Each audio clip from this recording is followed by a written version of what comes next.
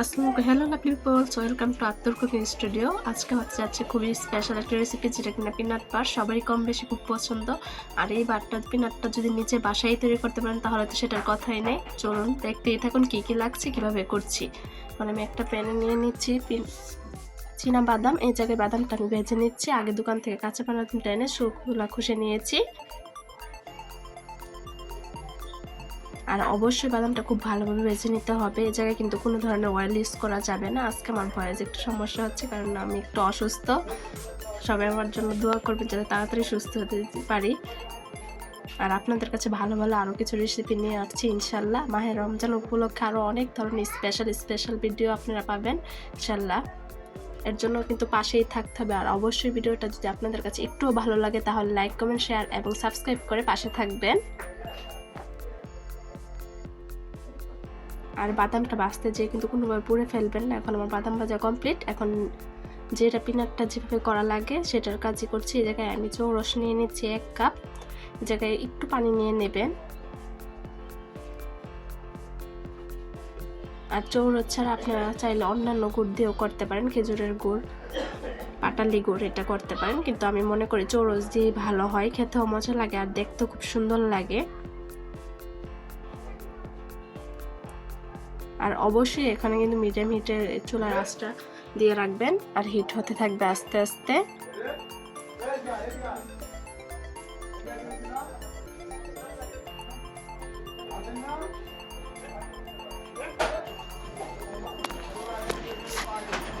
আর এটা কিন্তু অল্প কিছু ইনগ্রিডিয়েন্টস দিয়ে তৈরি হয়ে যাবে, যার জন্য বাসায় থাকে এরকম কিছু ইনগ্রিডিয়েন্টস যেটা দিয়ে আমি তৈরি করে ফেলছি। আর বারবার বলছি, ভয়েসে যদি প্রবলেম আসে তার জন্য দুঃখিত, কারণ আমি একটু অসুস্থ।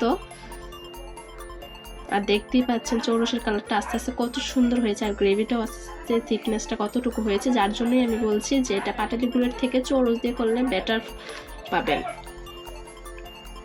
আর অবশ্যই এটা কিন্তু আস্তে আস্তে অনেকটা ঘন করে নেবেন। 1 কাপেরটা এই জায়গায় আধা কাপ করে নেবেন, মানে এটার পরিমাণ আধা কাপ হয়ে যাবে 1 কাপের থেকে। আমি তো 1 কাপ দিয়েছি, এটা জাল করতে করতে আধা কাপ ঘন হয়ে যাবে অনেক।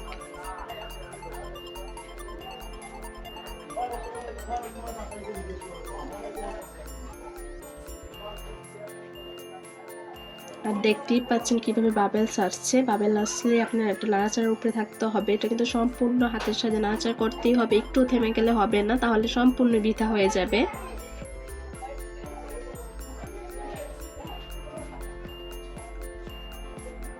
আর যে বাদামগুলো ভেজে নিয়েছেন সেগুলো কিন্তু আগে থেকে খোসা ছড়িয়ে নেবেন। ভাজার পর 5 থেকে 7 মিনিট ঠান্ডা হতে দিবেন, তারপরে ছড়িয়ে নেবেন।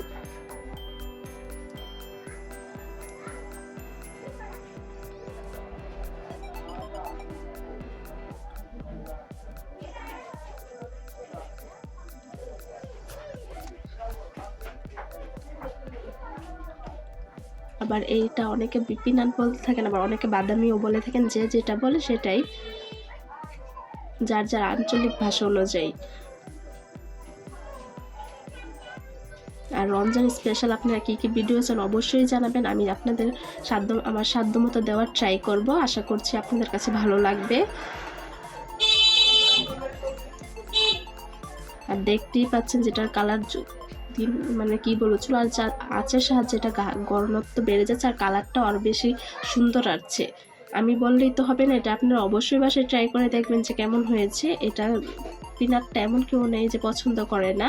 আর যদি সেটা আপনার বাসায় বানান সেটা তো আরও বেশি স্বাস্থ্যকর। আর দেখতেই পাচ্ছেন আমি এটা 1 কাপের তুলনায় আমি হাফ কাপ করে ফেলেছি।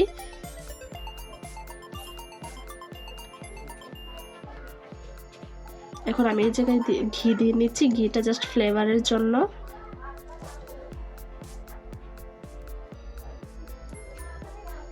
আর এখন আমি এই জায়গায় দিয়ে দিচ্ছি বাদামগুলো দিয়ে এগুলো নাড়াচাড়া করতেই থাকবেন। আর এটা কিন্তু কোনোভাবে শক্ত করা যাবে না।